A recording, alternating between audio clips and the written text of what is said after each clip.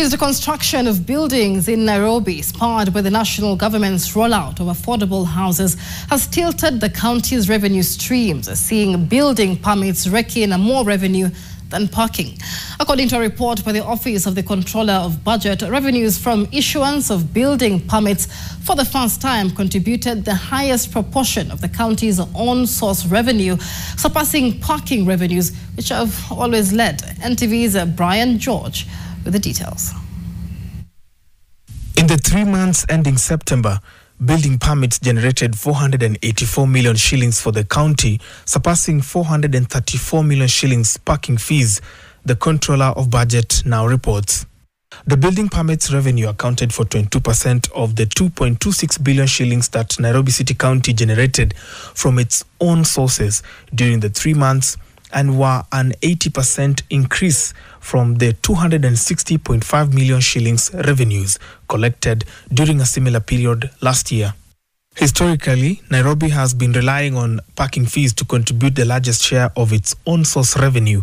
During the first quarter of the previous 2023-2024 fiscal year, parking fees contributed 24%, or just about 413.5 million shillings for the county's OSR. This was followed by building permits and approval, which generated 260.5 million shillings, land rates, which generated 192.9 million shillings, and single business permits, which generated 173.7 million shillings. During the quarter ending September 2024, the COB noted building permits surpassed parking fees as the highest revenue stream for Nairobi, contributing 22% of the county's OSR, up from 15% contribution during a similar quarter last year. Building permits are growing to generate high revenues for the county at a time when the national government has been rolling out construction of thousands of houses under its affordable housing program. Latest government reports indicate that about 124,000 houses under the affordable housing program are at different stages of construction, with the state banking on the program to fill Kenya's housing gap.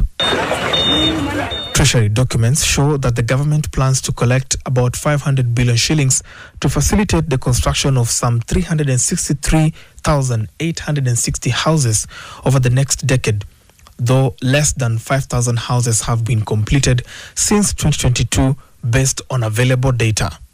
Brian George, Otieno, NTV, Nairobi.